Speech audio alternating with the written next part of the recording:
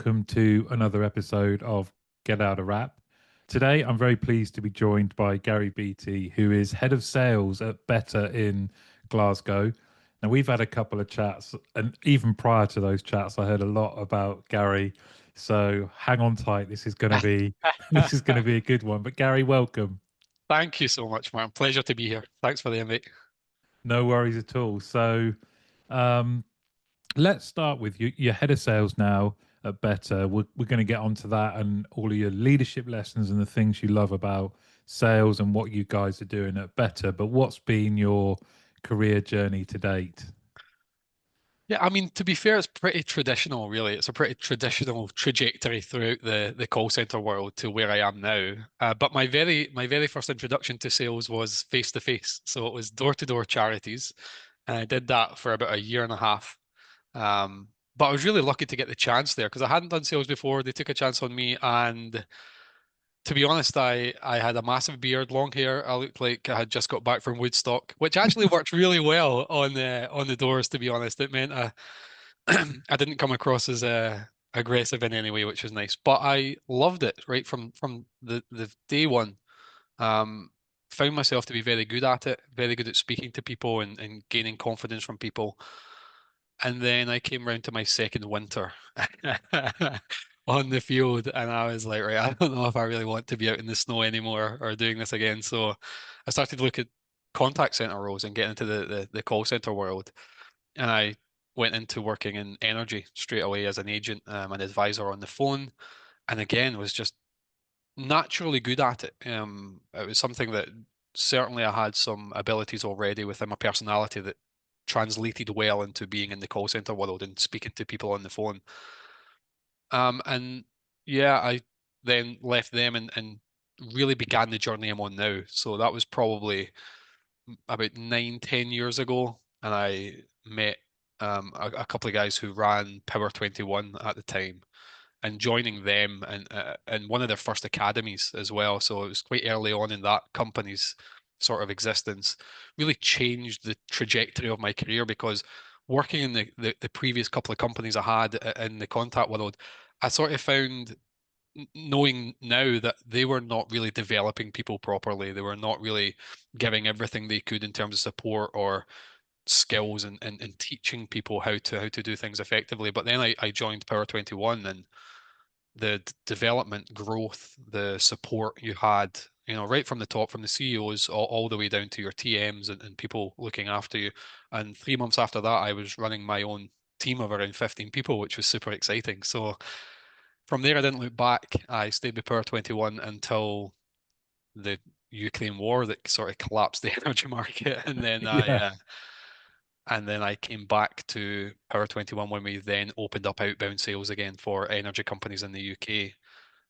And then my life changed again because a couple of people came into my life in Power 21 at that time, which was Richard Knox, Callie Heads, and James Palmer, that really then took me to another level again, which was super exciting, and really leveled up the support and development I have, the way that they structure businesses and teams and the professionalism of what they do. So that then took me up to the head of sales point where I am now. So pretty traditional, started on the phones like most people in outbound and then work your way up through the teams.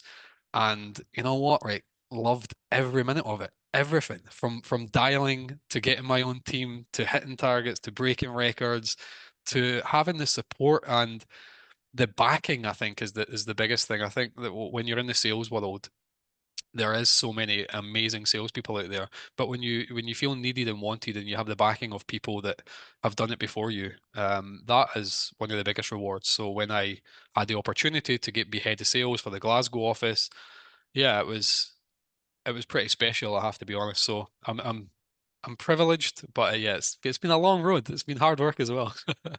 Well, let me take you back to that transition from face to face to being an outbound agent. Other than being in the warmth, what what was different? You mentioned there some personality traits that meant that you adapted quickly and well. What were they? So before I got into sales, I was in the hospitality industry. So I was working in hotels and stuff like that, you know, porter and conference porter and stuff like that. So that really enabled me. I'll never forget one of my very first managers in the hotel. I would be like, you would turn up to the hotel to check in, and I'd be like, "Hey mate, how's it going, mate? Right, I'll take your bags, mate." And he was like, "Stop calling people mate. This is not high school. Like, you know, you need to be more professional. You need to speak better." So you really helped me and develop the way that I converse. And I think that made it very easy going from the hospitality industry to having a professionalism, but also a warmth and an ability to just build rapport with other human beings. I think that was the biggest thing. And throughout my entire sales career, into now training people how to be salespeople and TMs, that rapport has stayed really prevalent within the way that I do things. So having that ability to have conversations was one of the main things that I took from not being in sales to going into sales. And what I think was the real catalyst for why I was so good at it is the ability to see people for people, not cast any aspersions or have any judgments on who people are or how you should be, and really just be able to talk to people without it being awkward or you know, loads of silences or pauses or M's and A's and everything like that. So yeah, the ability to speak to people was the main thing. You reminded me then, just hearing that rapport. I can remember because when me and you chatted before, it was basically an exchange of stories, right, of what it's like to be in outbound dialing. But I remember being sat next to this girl who was one of the high performers. I was still early on in my career, still trying to find my feet, find my like style. What do I like about how I do it naturally, and what do I need to add or remove? And she said, "Oh, you need to build better rapport." And I said, "Oh, what's that? You know, what do you do then?" And she said, "Well, just don't dial for a bit, just listen to me." And all she would do, so the screen would pop, and it would be so Mr. Smith in Bath, and maybe for some of the campaigns we had what the occupation might be. Oh, you're from Bath. My uncle's from Bath, and that's what she would do. And then she would say, "Oh, my." Another time it would be, "My uncle used to be a fireman." The only problem with that was the moment they asked any type of follow up question. You've nowhere to go. Oh, whereabouts in Bath? Near the centre. Well, yeah, where in the centre? You know, and I was like, I sure rapport building isn't making stuff up. Absolutely not. That's it. And it's really important that you understand that it's a deliberate skill, right? That's one thing within the sales world. It is a deliberate skill that you want to possess and have. But yeah, you have to be personal with it. It has to be relatable. And we're all human beings. There's millions of stuff you can find relatable with anyone you speak to. It doesn't have to be a lie about where you used to be, what your cousin done, or any of that. You know, and I tell my guys all the time, it could be as simple as talking about the weather in Glasgow. Like, you know, a lot of people, as soon as you say, well, we actually have a bit of sunshine in Glasgow today, you know, they resonate with that because they know Yeah. that most of the time it's probably pouring down with rain. So it doesn't have to be this convolution of ideas. It just has to be personal and relevant. That's the most important thing. And being honest actually is Mm, the number one way to do it. And people mm. can tell as well, right? We've heard so many spiel now. Sales has been around for so long that most customers know exactly when it's maybe real or not real. But yeah, that's a fair point. Like if you get that follow-up question, it's the same one like if people pretend they have kids, like, oh, I was dropping off my two kids this morning at work and I got stuck in traffic. I've been so busy this morning. And then the customer's like, oh, what's your kids' names? And they go, yeah, it's John and Jake. And it's like just try and keep it relevant, keep it real. Yeah. And to be fair, I think as a sales technique, because generally that's the way I look at rapport. It is an actual sales technique, and you should be able to develop it and learn it as a skill. Mm. Um, but ultimately, it has to be a truthful version of yourself. And that's the most important thing.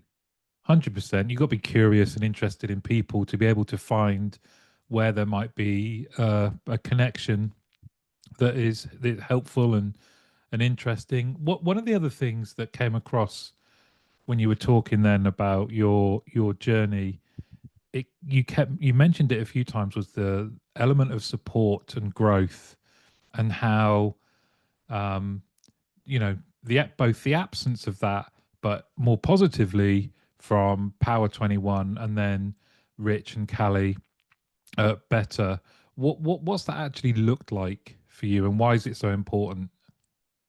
Yeah, I mean the number one thing is that people are present in your not even day-to-day existence, but in your occupational week, month, the presence of them and also the knowledge of what you're doing. So this is a big thing. So support comes in many different facets. So support can be developing someone to do something better, but support also, things like recognition also fall under the remit of support for someone. If someone's recognizing your value or what you're adding to the business or how well you're doing, it means they're actually caring and seeing it and actually looking at the stats or seeing that. I remember one of the first times the CEO walked into Power 21, and it's Ian. I don't know if you've spoke to Ian, but he walked in and he was like, "Where's Garry Beattie?" And I was like, "Oh my God, no What way." have I done? Yeah. And he went, and then he pointed at me, he went, "Amazing. 48 fuels on Octopus, no cancels. I like you." And then just walked away. It's like, oh my God. Great. Well, that's brilliant. But it's just being recognized, being known. And I think that type of support has been phenomenal from Power 21 into Betr as well. Those values stayed and really were emphasized by people like Rich. I think also support in terms of being that soundboard, that person that you can rely on. And you know what? It's not even relying on them in terms of their knowledge or their ability, which is massive for these guys. They've done everything I'm doing, they've done probably 10 times over. I think that's the one of the big things, that their knowledge that they bring to everything you're going to ask them, every time you want to speak to them, they will have answers for you on where you've gone wrong, where to go right. So I think support has been something that I now do all the time. I'm always thinking of ways, how can I add value to my team by supporting the people around me, including the agents, not just team managers and leaders, but I always want to let them know that I can see them. I think that's a big thing. I think when you see someone and then you reward them for it, I think that is a massive part of support that's sometimes missing from a lot of places. Couldn't agree more. And you mentioned then, so you were successful as a salesperson. Was it after 3 months you became team manager? And it's not always the case, is it, that the best salespeople make the best leaders? How did you find that first step into leadership? I loved it. That was the first thing. I absolutely loved it. It was, I mean, we spoke we spoke about earlier in the week about it sort of being like that cult factor that happens when you have a team of people who super together. And that was my first time of feeling that, where people would follow me and it was like they would be listening to my every word. If I was doing team briefs, there would be Raz and chants, and I loved that aspect of it. As a people person, that's where my managerial skills lay, was in getting people to follow me and do the things that we want to do as a collective. It was scary, I suppose, as well. I mean, getting that for the first time and actually having that responsibility and things now falling on your shoulders, that was a big thing to take. But again, that's where the support of people around you come in, the people who've done it before you, that's where that helps. That first few months, yeah, it was pretty daunting, but again, luckily I was very good at it. It was one of those things that I was naturally good at. I had also watched and prepared myself for it, from the manager who was there before me as well, who was a very good salesperson. But I think, to touch on your initial point, is the best salespeople don't always make the best managers. In fact, sometimes it's the contrary. I think you have to be good at sales or competent at sales to then lead Mhm. a sales team. I think that's a prerequisite. But ultimately, it's about it's about being a leader. We spoke about it earlier in the week, and I see it all the time, where you can have managers that are very good at processes, that are very good at making sure things are all in a line, and this number is here and all the stats are okay. But ultimately, especially for outbound sales, you need to lead people. That's where you gain the most value from people. That might not be their game. Some of the best leaders are helping others in the team. Some of the best leaders are guys who maybe come from harder backgrounds, that have a better view of the world and life in itself and how to treat people properly. And that actually goes back to a lot of the TMs that have developed through Betr. almost all of them dialed for us within the company, and a lot of them dial for me as well. Probably 25% of them were the top hitter in that team. And now, if the top hitter can be a good leader, I mean, they're right up the top of the pile, of course, for progression, absolutely. But I think there's a lot more you look for, and I think things like work ethic are much more important when you're looking for a leader than someone who can bang out high volume of sales. So when I'm looking for new leaders, I'm looking for what their work ethic's like. Are they one of these people? And this is what I always look for. Are they one of the people that say yes to everything? Now, that's not a yes person. That I don't mean someone who just agrees with you all the time. It's a very different Mm. thing, right? But are they the person where you're like, oh, I need someone to stay for overtime. Can you stay for overtime? Yes. Need someone for a Saturday? Could you do it? Yes. Need someone to coach one of these new? Yes. Yeah. Yes is out before you've even finished your sentence. These are the people that grow with a company. These are the people that have dedicated themselves to be more successful, and they are generally the ones that end up in the leadership positions within my teams in our company anyway. I had a manager before my first leadership position, and I was very much a yes person, volunteering for everything. I wouldn't say I was the top salesman, but I was in the top 5-10% consistently, right? And I remember saying to her once, you, there aren't open team leader positions advertised very often. So what can I do in the meantime until one, or how can I want to move on? And she said, I'm going to write you a list, right? This list was really long, and I was working my way through it thinking, is this like a busy list? Is she just like getting me out of her hair so she can say, how are you getting on with the list, rather than me constantly going, can I do this, can I do this? But I think what it was helpful that everything on the list was helpful, even though it didn't seem it at first. But I think what she was doing was testing what you've just said. Like, how much do you not just want it, but how much do you want to develop, help yourself, help others around you? Because a lot of the things on there were like, coach 3 other people, this week, but do it in your own time. Of course, well, that's Yeah. always that's always it, isn't it? That's similar to our supervisors within the call center. They are hybrid, so they dial, but they have to hit a certain target before they can actually come off the phone and then start coaching other people in the team and stuff like that. And they have to find that in their own time and still hit their sales target, which is one of the best ways to set someone up for what comes with management. Because I hear the same phrase from TMs all the time. TMs come off the phone. And they become maybe a team manager, and they've maybe got 10 heads or something, and then they say to me, I thought you just sat behind your laptop all day. I can't believe how much work has to be done here.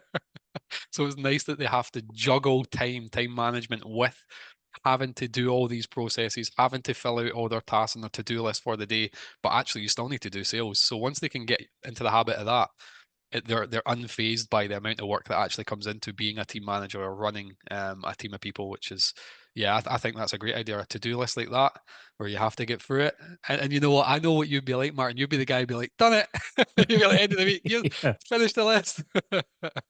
She'd be like, oh, damn. Now, I do want to point out as well, whilst we were talking about cult like, Gary at no point has ever had a cult, been in a cult.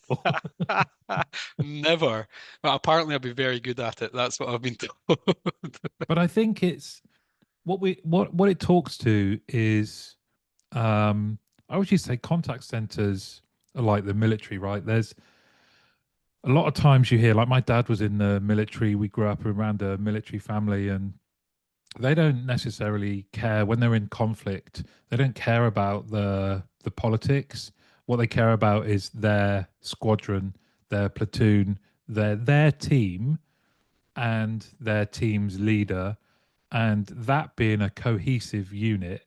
And an army or an air force is made up of lots of these small cohesive units following the strategy, working together, but creating that kind of esprit de corps, not wanting to let your colleagues down, but following the leader is really important to you, isn't it? That is exactly how I see it. That's the two ways I see it. I see it like the SAS, and I talk about that all the time. I say we're like the SAS. That's who we are. We are the elite of salespeople of contact centers. But I also see it like a football team or a rugby team. It's like the dressing room there. It's very similar, and it is that camaraderie. It's the almost you get to the point where it's self-governing, and again, Mm. it's something we've spoken about before, where if someone's late, I don't even have to pull them up because the rest of the team pull them up for it. Like it's things like that where you do have such a backing. I mean, you spend 10, 11 hours with these guys every single day, and I think it's a pretty special place if you can have that backing from everybody and they are together. But I think you're absolutely right. It is like it's a squadron in the SAS. I talk about that all the time actually, and I talk about really what it means to be at the top of your game and what it means to have people who have your back, who support you, and how far we've came from a team that didn't know each other 6 months ago, 1 year ago, 2 years ago. And even now, I mean, we are nearly 3 years into our better journey so far. I've still got guys in my team from the very first academy that we launched back at the very beginning of the campaign, which just goes to show not only how good we are really at building these teams, but how much they bought into what we were doing and how much it's stood by them. I think one of the big things a lot of people make mistakes is they don't live by what they say. And one thing at Better we do, and that's the phenomenal thing about our teams, and they realize that, they feel that, but it is very much like a regimented team out to get the same goal, the same target. Everyone has the same idea. And you're right, they maybe don't even see the politics behind it. They don't see what maybe C-suite is doing it for or where the business is going in terms of like a higher power. But when they're in the trenches, I use that phrase all the time. They're in the trenches. They're the ones that's doing it, and they have each other's back, and that's the most important thing. So that's where that cult feel comes from, because everyone is so together. Everyone is so driven for the same outcome, the same goal, the same win, which is super exciting. I love it. How important then is it for you that the leader of this group not only is visible, but verbally shares what the mission is and is like consistent with their messaging around that? Yeah, that has to be prevalent within the team, and I think that's how you galvanize that relationship as well. And you can't just say it. That's the other thing. You have to live it as well. You have to do it. You have to be it. You can't have. I always when I was running my first few teams, I was first in the office. I was last out the office. I done every single Saturday for about 2.5 years.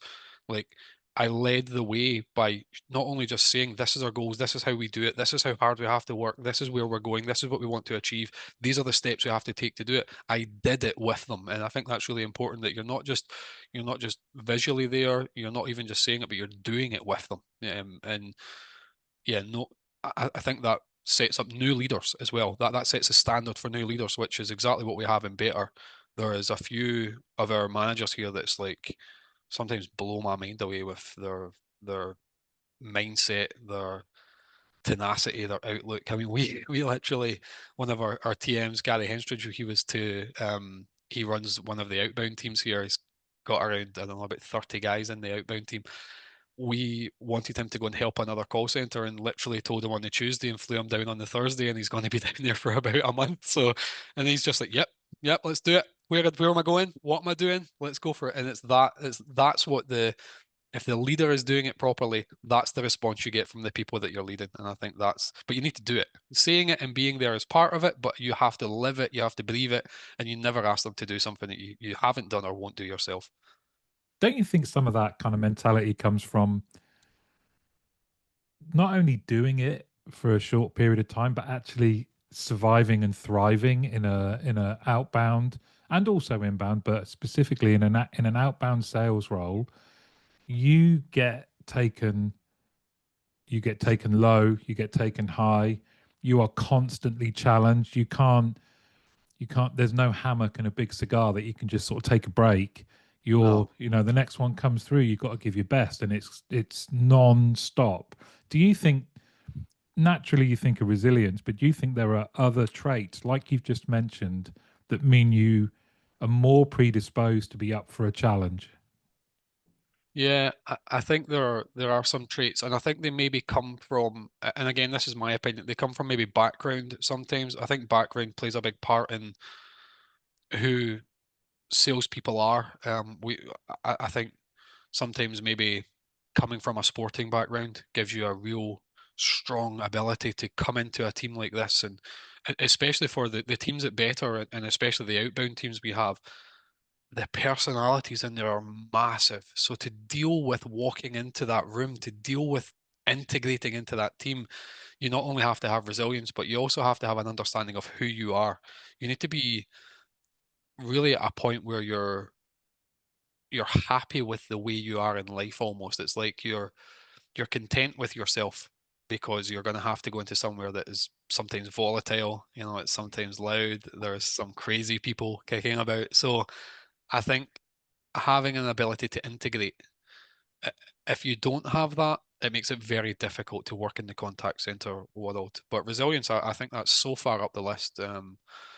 But definitely the ability to laugh at yourself. I think that is something that if you're in the contact center world and you can't like take a joke or laugh at your own faults or flaws that happen, yeah, that makes it very difficult as well. But integration, if you can do that, because the sales part of it, like the skill and the technique and all the learnings that you do and all the amazing fundamental techniques that you learn throughout your time in sales would all be irrelevant if you couldn't integrate into a team. It would be pointless because you just would never be happy. You would never survive. But I think growth and self-development are also another couple of traits that if you're working in the contact center world and you have them either naturally or you develop them over time, they will set you in good stead. Well, you've described emotional intelligence, right? So self-awareness is where you start, but knowing the impact you have on others is a couple of stages on. And I can remember having a top salesman come into our contact center. He was brilliant, but he was not the way he behaved made it look like he didn't want to get to know anyone. So he would go to a corner near a wall, smash out sales, but not interact with anyone. And the thing that he wasn't aware of was the impact that was having on others, because it used to be, well, Carl doesn't like us. Yeah, And that was like, well, let's investigate, let's find out first before we just label it like that.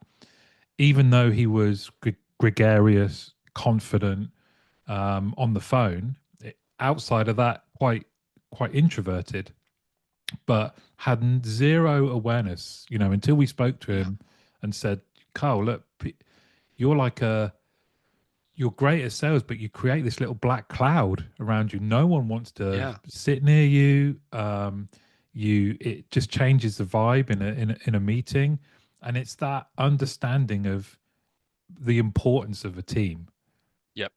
I think you're totally right. We actually have had many people like that come through where they specifically tell you, I want to sit myself. Like I want to sit on the corner. I want to sit at the back of the room. I don't, it's too noisy. I don't, and it sort of baffles me a little bit because sometimes they are incredible salespeople, but ultimately the way you bring your team forward is that you are a team, and that has to be a big part of it.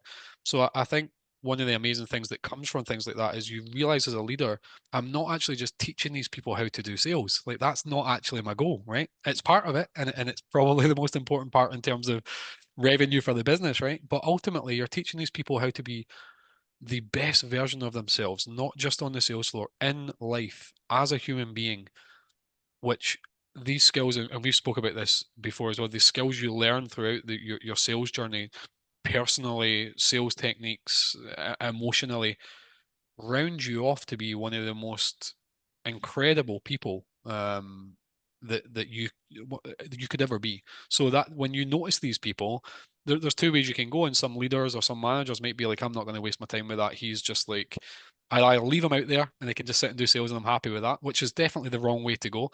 Or there's another one where he says, okay, that he can't be in this team, so we'll have to put him somewhere else in the business.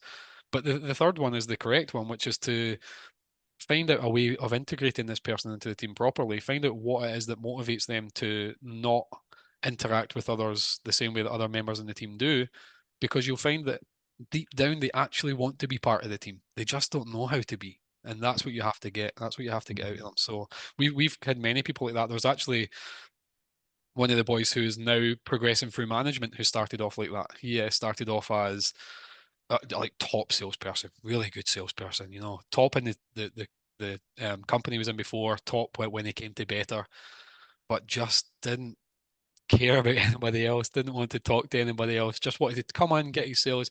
He's now progressing through our senior management program and going into TM roles probably in the future. So if you have the right company and the right people around you and the right support and leadership, then they will get that out of you and they'll develop you properly. And it's about finding those people. It's about finding those people you can actually turn into superstars because there's loads of them. There's loads. Well, let's talk about that because you, through talking to Rich and others at Betr, and then you earlier this week, the importance of growth and progression and looking from your talent pool within for more responsibility, leadership roles comes across from everyone I've spoken to at Betr. What does that look like for you? So it's about the first thing is it's about recognizing that that's part of something I'm good at. So I'm generally good at finding the good in people. That's the first thing. I think it's a good trait to have that you want to find the good in people. But I think ultimately you're searching for talent, right? And you gain experience on how that looks and what that is. But my favorite thing to do, Martin, is to find talent in people that don't even know they have the talent yet. Like that is the most amazing thing ever. The girl in our Sunderland office, and I went down to Sunderland for the first time to meet that team. Now I had some involvement in terms of stat wise and call listening, a little bit of coaching for those guys and some team coaching sessions. But I remember like her stats were phenomenal. Like such a hard worker, super high productivity, low calls taken as well, which means when she's speaking to people, she's keeping them on the phone, and like her stats were just outstanding. Good salesperson as well, generally top 3 to 5 of the team every single week. And I remember having a conversation, and I was really honest, and I says, "You're my favorite. You are my favorite in this team, and you need to be a TM in this team. You need to." And she was like, "Oh no, I couldn't manage. There's no way I could like manage a team of people. You should see her now. She is absolutely amazing. She is breaking records with that team. She's running that team, and they have that same thing, that camaraderie, that togetherness. But it's about finding that spark in someone. And the first thing I'll always look at, and this could be advice for anyone who's listening, that if they are looking for talent, don't look at the sales number, look at the stats behind it. That's what will tell you first, because work ethic, without work ethic, you genuinely can't be a sales manager. Like that is just the truth. That it is hard work. There's a lot of hours. You have to put really your heart and your soul into it. That's the truth to be successful in it. So you're looking for work ethic first. You're looking for those yes people, those people who like, yes, I'll do the overtime. Yes, I'll do the Saturday. Yep, you need X, Y, or Z. I'm your person. You come to me. I'm the one who'll do it for you. That's what I was. That's who I was in my sales career. So you sort of become maybe not needed, but you could become a really wanted part of of the team and of the business. And just looking at those stats of people, and that's the great thing about telesales to face, because I can see everything. I can Yeah, see every little thing because I always tell people the dialer doesn't lie, and I love that. But on face to face, you can't really see any of that. But for this girl, her stats were phenomenal. So that was the first thing. And then listen to her calls and her temperament with the customer, her way of guiding the call, her rapport building. It was exceptional. And she was so surprised to think that she could be a manager within the sales world. And now she's actually up for an award at the North yeah, of England the Contact neckers. Centre. Yeah, yeah, yeah. She's up for an award there this year. So I'll be traveling down there at the end of October, and I'll be on a table if she wins that award. I'll be Uh, so excited for her. that's so cool. It's just so nice, and I think that's um, within the team leader community that I do. Someone asked, like, what for your memories of like what's the best part of leadership, and I can't remember sales numbers. I know generally when we had successful campaigns and stuff like that. But I can remember individuals who came into the center who maybe through our recruitment we took a bit of a chance, like you say, were pretty good, but absolutely maybe, I can remember one in particular hadn't done great at school, knocked around a bit. This was what he said was his first proper job. Lovely guy, to your point, volunteered for stuff. You never had, when you were doing team meetings and you said, right, now this is your bit, guys. So who wants to talk about something that they're dealing with? The worst thing that can happen is everyone's looking down and there's tumbleweeds. Rich was always the person that just was like, right, what about this? And, didn't mind putting a foot forward and also making a lot of mistakes. And again, someone like him, he went on to be to another company, like a senior leader. And in a tiny, tiny way, I was part of a group of people that helped unlock and put him on a pathway or launch pad to living his best life. He's doing amazing things. And if you'd have said to him at the time, "Do you want to be a TM? Do you want to go on to be contact center manager?" He would have said, "Well, not me. There's 10 other Yeah. people better than me." What a feeling, right? Isn't that why we do it? Yeah, I honestly, seeing people thrive through the sort of support and development given by yourself is one of the greatest feelings. And we also spoke about that adrenaline rush and that addiction of doing the sales, right? The actual yeah. getting the sales customer over the line and that feeling of your hand shaking as you're taking their direct debit, right? That first sort of sales, and you have that adrenaline rush. That what you were speaking about there is the equivalent of that for me now.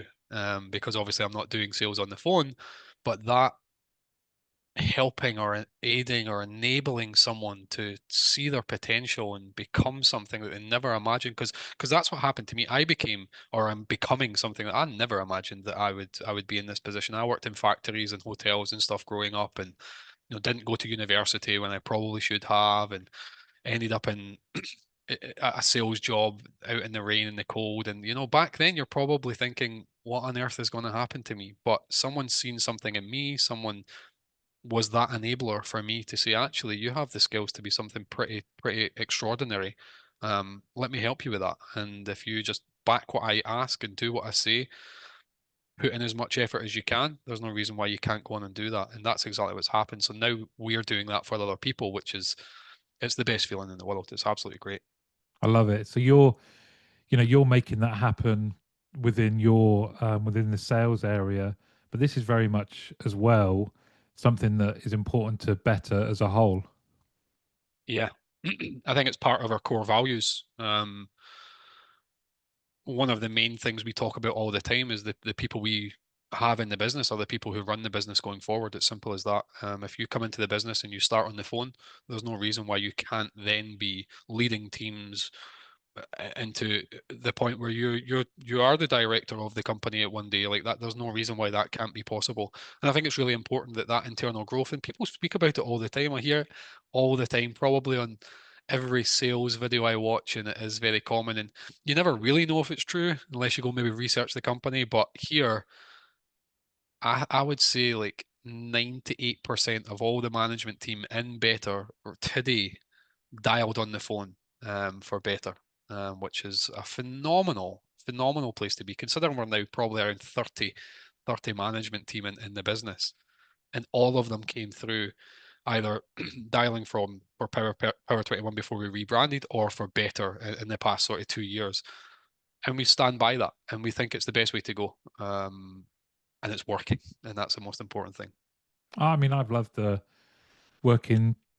I was getting to see you guys through Rich, through some of the other stuff we've been doing, because you are kind of proudly not only just UK based and all that kind of stuff, but you are proud about doing sales and doing well and talking about that and celebrating the successes of campaigns and figures, but also people.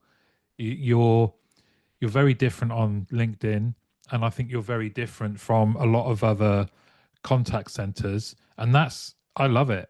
I absolutely love it. That it is. Um, it's not something to shy away from. To say no, actually, do you know what? We're good at sales. We Yeah, really are. I, that's it. I mean, the reason we generally stay in sales is because we are good at it. So that needs to be celebrated. And it actually goes back to the some of the first points I was making there about the recognition factor. And right, if you're not recognizing all that hard work, if you're not recognizing everything you've put in by celebrating the times where, I mean, we just came off a record-breaking week last week. We were people were dancing down the street on the way home, right? It was like celebrate that and be proud of it because it actually took a lot of hard work and a lot of dedication and a lot of decisions that were made and a lot of failure throughout the way. Mm, So yeah, you should celebrate it. And I think better, especially our people are what makes it. Our people are what drive us forward. Our people's happiness is what matters first and foremost. And if you can kind of get that right, and you're never going to make 100% of people happy at 100% of the time, but if you can do it more often than not, you're going to find that the successes will follow that as well. And if you listen to your people and change the things that needs changed, if you make sure that the questions coming up or the future that they see is not just being spoken about but becoming into fruition and actually happening, you will be doing personal best as well. It's simple as that because it's not just about the skill, it's not just about the techniques, it's actually about the people driving and buying into what you're doing, and that's not an easy thing to do. And I suppose the number one tips I would give for building a culture or building that sort of team morale or team mentality, it's not just obviously team night outs and all that. Like they're great, right? And that's very important for camaraderie. But I think some businesses or places make things too complicated. Like you need to keep things simple. Sales has been around for a long time, and lots of things evolve. And contact centers and people and the zeitgeist of society and everything else, it all evolves and changes. But ultimately, the main fundamentals and principles of what you're doing and why you're doing it is actually the same. mm, So don't try and reinvent the wheel. Keep it simple. Have 3 or 4 core values and make sure every decision you make, you go back to those core values and say, is that aligning with what we say as a business, as what we believe for our people? And if it isn't, you need to evaluate why it's something that you want to go down that road. If it is, great. And that's how you'll create and keep culture within your team, is to keep things as simple as possible. You're not trying to reinvent the wheel. Sales has been around for a long, long time. You don't need to be smart and like all this try and come up with new ways. I seen a new it was a new way to say outbound sales, which I actually quite liked. It was like proactive customer engagement or something on LinkedIn. I like, yeah, but it's outbound sales, really. That's that's just it's a fancy phrase for outbound sales because it's still the same thing. It's still the same. People haven't changed. That I hear all the time about companies saying, yeah, but it's difficult because like there's all the young people now, and you've got Gen X and all this stuff, and you have to treat people differently and do things differently. I'm like, no, because when you were a millennial, you were that for the generation before you as well, and that generation was that for the generation before them as well. And actually, there was nobody coming to work in the 80s and 90s and saying, oh, I really hope I've got like a really sexist workforce today. I really hope I'm going to be undervalued today. Like nobody was thinking, they were thinking the same things people think today. I want my workplace to value me. I want people to support me. I want to see that I'm recognized. I don't want to have a toxic work environment. They have been the same things for 100 years. So there's no need to try and reinvent anything. There's no need to try and create this amazing new thing that you're going to have. Just stick to the basics. Keep it simple. And actually your people will be much happier for it. I love it. And when you, for you personally, and for your team at Better, when you look ahead, what excites you about the future? Oh, loads of things. But I think if we do personally first, I think I honestly feel like I don't have no ceiling, which is phenomenal, and that's a great place to be. It's a great thing to feel, and that comes from the people above me in this business and how they value me and how they support me and develop me and actually, yeah. So for me personally, I don't feel like there's a ceiling. So I'm so excited to see how far I can go, to see what my next step in life is, to see if there is a possibility that I end up in directors roles and beyond and stuff like that. And I feel like that is so possible here at Betr. So that's from a personal thing.